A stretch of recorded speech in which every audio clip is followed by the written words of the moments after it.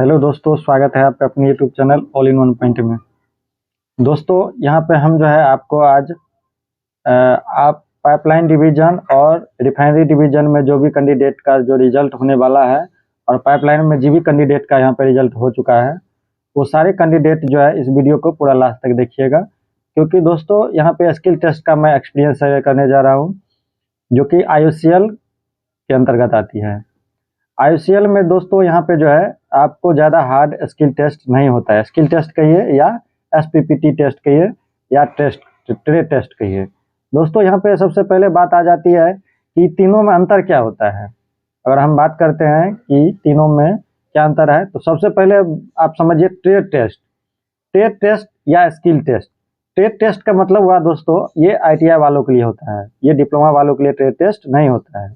इसमें आप जैसे इलेक्ट्रीशियन से है, प्लम्बर से है, कारपेंटरी से है, फिटर से है, तो आप ट्रेड के बारे में क्या नॉलेज रखते हैं, जैसे आप टेस्टर पिलासर के बारे में क्या नॉलेज रखते हैं, इसको कहते हैं ट्रेड टेस्ट। इसमें आपको ट्रेड से रिलेटेड कुछ क्वेश्चन पूछे जाएंगे, जैसे हाउस वायरिंग कैसे करते हैं, किसका डायग्राम बनाइए, सिमेट्रिक वायरिंग डायग्राम क्या होता है, ये सारी चीज़ आपको यहाँ पे ट्रेड टेस्ट में पूछा जाता है। अब आता है स्किल टेस्ट। स्किल टेस्ट मतलब हुआ कि आपको इस इक्विपमेंट के बारे में सही से पता है, अगर पता है तो इसको चला के दिखाइए। स्किल मतलब हुआ कि आपके पास इसकी जानकारी होना चाहिए, इसको ऑपरेट करके दिखाना है। ट्रेड टेस्ट या स्किल टेस्ट आप कह सकते हैं। बहुत ज़्यादा एग्जाम में कन्फ्यूजन होता है विद्यार्थी सबको। तो ये हो गया आपका स्किल टेस्ट, आपको कोई भी चीज़ को चला के दिखाना है। लेकिन यहाँ पे SPPT टेस्ट जो है दोस्तों, इसमें आपको कोई चीज़ चला के दिखाना नहीं पड़ता है। ये IOCL रिफाइनरी डिवीजन के लिए मेनली यहाँ पे मैं बता रहा हूँ, और पाइपलाइन डिवीजन के लिए, क्योंकि ये डिवीजन अलग अलग है, लेकिन क्वेश्चन जो है सिमिलरली आपका स्किल टेस्ट इसी के अनुसार यहाँ पे होगा। तो दोस्तों यहाँ पे इसको स्किल टेस्ट के नाम से भी आप यहाँ पे जान सकते हैं, ट्रेड टेस्ट नहीं कहिएगा। सबसे पहले दोस्तों आप लोग का यहाँ पे जो है सबसे पहले डॉक्यूमेंट वेरिफिकेशन होगा। जैसे आप एंट्री कीजिएगा, आपका डॉक्यूमेंट वेरिफिकेशन होगा। डॉक्यूमेंट आपका दोस्तों जैसे ही ओके रहेगा, तो ही आपको यहाँ पे SPPT टेस्ट के लिए आपको गाड़ी आएगी और लेकर जाएगी प्लांट में। IOCL का एक्सपीरियंस मैं शेयर करने जा रहा हूँ पानीपत रिफाइनरी का। उसके बाद दोस्तों जैसे DV ओके हो जाता है, स्किल टेस्ट के लिए आपको आएगा, आपको एक लैब में लेके जाएगा। लैब में क्या क्या रहेगा मैं आप लोग को बता देना चाहता हूँ। पहला 1 नंबर का ऑप्शन रहेगा दोस्तों आपका पर्सनल प्रोटेक्टिव इक्विपमेंट, यानी कि सेफ्टी पर्पस।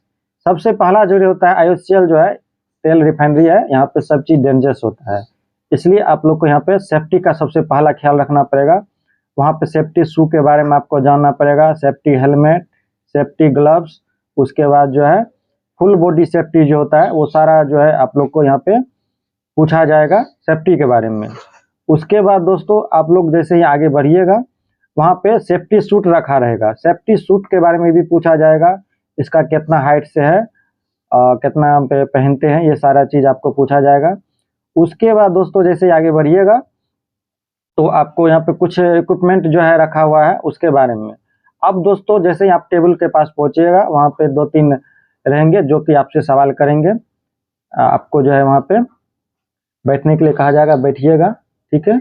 उसके बाद वहाँ पे जो है लॉटरी निकलती है, जैसे कि कागज में 4-5 कागज रहेगा, उसमें जो है एक जार में यानी गिलास में उसमें रखा रहेगा। उसमें से कहेगा आपको एक उठाने के लिए, एक उठाइएगा और उसको जो है लेकर आपको वहाँ पे पढ़ना है कि उसमें क्या पूछा है। मान लीजिए उसमें निकल गया कि मेगर के, सपोज डेट मान लीजिए मेगर, यानी इलेक्ट्रिकल के जो भी छात्र वो जानते होंगे मेगर क्या होता है। मेगर का अगर मान लीजिए निकल गया पेपर, तो अब आपको यहाँ पे सवाल पूछेगा कि मेगर जो है क्या करता है। मेगर जो है रेजिस्टेंस को मेजर करता है, इंसुलेशन रेजिस्टेंस को मेजर करता है, ये बात आपको बताना है। उसके बाद कहेगा कि इस पेपर को रखिए और वहाँ पे इक्विपमेंट रखा हुआ है, उसमें से जाके आप मेगर को लेकर आइए। मेगर लेके आइएगा तो मेगर का आपको ऑपरेट करके दिखाना है। अगर ऑपरेट कर दिए तो ठीक है, नहीं भी किए तो भी जो है वहाँ पे थोड़ा सा अगर हेल्पिंग नेचर का होगा तो आपको बताएगा, क्योंकि इलेक्ट्रिकल चीज़ जो है आपको जल्दी ऑपरेट करने के लिए नहीं देगा। लेकिन फिर भी आपको मेगर के बारे में पूर्णतः जानकारी होना चाहिए, प्रेशर कॉइल के बारे में, करंट कॉइल के बारे में। उसके बाद दोस्तों इसका कितना रेंज तक मेजर करता है और कौन कौन चीज़ मेजर कर सकते हैं, बेसिक जानकारी आपके पास होनी चाहिए, ठीक। ये हो गई मेगर टेस्टिंग के बारे में। फिर आपको ये कागज़ रख दिया जाएगा, फिर दूसरा कागज़ निकलेगा, मान लीजिए तो आपको पूछेगा टाइप्स ऑफ सर्किट ब्रेकर। अब टाइप्स ऑफ सर्किट ब्रेकर, तो आपको सबसे पहले जानना होगा कि सर्किट ब्रेकर क्या होता है। सर्किट ब्रेकर क्या होता है, जैसे ही सिस्टम में फॉल्ट आती है तो ऑपरेट होता है मैनुअली और ऑटोमेटिकली, दोनों तरह से ऑपरेट होता है। इसके बारे में बता दीजिएगा। और आपको बताना है कि जो है ये सर्किट ब्रेकर कितने तरह का होता है। तो सबसे पहले बताइएगा aseptic circuit breaker, vacuum circuit breaker, उसके बाद oil circuit breaker, air circuit breaker, ये सारे बता दीजिएगा, ठीक है। उसके बाद आपको मान लीजिए इसका वोल्टेज रेंज भी पूछेगा तो आपको बताना है, वोल्टेज रेंज भी बता देना है, ठीक है। क्योंकि उनको ये नहीं लगना चाहिए कि आप इसके बारे में नहीं जानते हैं। अगर नहीं जानते हैं तो सीधे कहिएगा सॉरी सर, इसके बारे में कोई आइडिया नहीं। उनको आप आगे बढ़ाने का कोशिश नहीं करना है।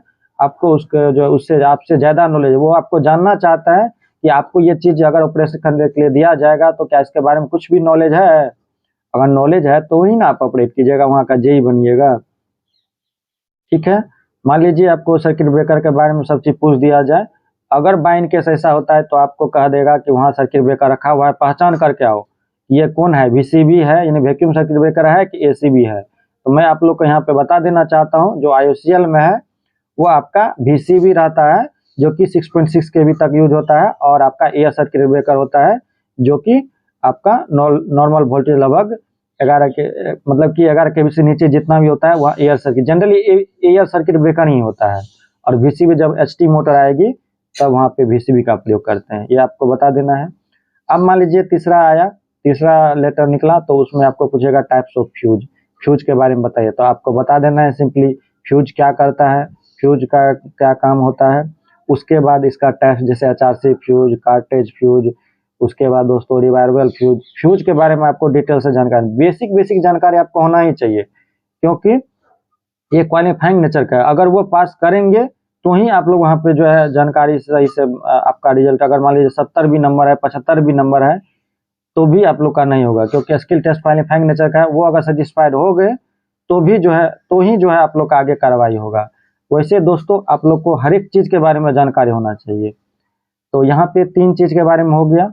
अब दोस्तों यहाँ पे अगर हम बात करते हैं तो आईओसीएल रिफाइनरी में अगर आपका पोस्ट है P&U के लिए, तो P&U एंड O&M मतलब हुआ ऑपरेशन एंड मेंटेनेंस, P&U मतलब हो गया आपका कोई भी, जैसे बॉयलर ऑपरेशन का अगर पोस्ट है तो बॉयलर ऑपरेशन के पोस्ट के लिए आपको बॉयलर के बारे में जानकारी होना चाहिए, जैसे कोकलेन बॉयलर, उसके बाद लेक्लांसे boiler, fire tube boiler, water tube boiler. थोड़ी सी जानकारी होना चाहिए, क्योंकि ये आपसे पूछेगा नहीं, हो सकता है मैं भी पूछे, क्योंकि ये प्रोडक्शन वाला का पार्ट है। जो प्रोडक्शन इंजीनियर वहाँ पे उनको पूछेगा, आपसे इलेक्ट्रिकल के बारे में पूछेगा, ट्रांसफार्मर के बारे में पूछेगा, सर्किट ब्रेकर के बारे में पूछेगा, मोटर के बारे में पूछेगा। एक बात दोस्तों ध्यान रख लीजिएगा, इंडियन ऑयल पानीपत रिफाइनरी में दोस्तों लगभग 80% 90% जो है सिर्फ इंडक्शन मोटर ही है, 3 फेज इंडक्शन मोटर। उसमें भी दोस्तों बहुत सारा मोटर आती है, लेकिन आपको 3 फेज इंडक्शन के मोटर के बारे में ज़्यादा चीज जानकारी रखना है, क्योंकि वहाँ पे जो भी चीज़ होता है, कोई भी काम मोटर के ही हेल्प से होता है और 3 फेज इंडक्शन मोटर के ही हेल्प से होता है। तो इसके बारे में थोड़ा सा जानकारी रख लीजिएगा। हो सकते तो कहीं जाके आप प्रैक्टिकल भी कर लीजिएगा, कोई चीज़ को चला के देख लीजिएगा, मोटर वोटर ITI कॉलेज में जाके कर लीजिएगा, क्योंकि वहाँ पे बता दिया जाएगा कि ये मोटर है, ये इस तरह का होता है। डीसी के बारे में नहीं पूछा जाएगा, क्योंकि डीसी मोटर वहाँ यूज नहीं होता है, स्पार्किंग होती है, इसलिए डीसी मोटर वहाँ यूज नहीं होती है। और बेसिकली जानकारी दोस्तों यहाँ पे मैं यही बताना चाहता हूँ, आप लोग हिम्मत से वहाँ पे जो है आंसर दीजिएगा। किसी तरह का आप लोग को घबराना नहीं है। अगर हेल्पिंग नेचर का वो होगा, वो भी चाहते हैं कि कैंडिडेट एग्जाम निकाल के आया तो पास हो जाए कम से कम, बस घबराना नहीं है। सिंपली आपको जो है अपने कॉन्फिडेंस के हिसाब से आपको जवाब देना है। और दोस्तों यहाँ पे जो मैं आपका एक्सपीरियंस शेयर करने जा रहा हूँ, मुझसे 3 क्वेश्चन पूछा गया था, मेगर के बारे में, सर्किट ब्रेकर के बारे में और फ्यूज के बारे में पूछा गया था। ज़्यादा डीप में भी नहीं जाते हैं और ज़्यादा इजी में भी नहीं जाते हैं, तो ये बात का आप लोग ध्यान रखिएगा। तो दोस्तों इस वीडियो में इतना ही है। इस वीडियो को अपने उन दोस्तों को शेयर कीजिए जो दोस्त यहाँ पे जो है आप लोग का अगर आईसीएल में उनका रिजल्ट हुआ तो शेयर कीजिए। धन्यवाद।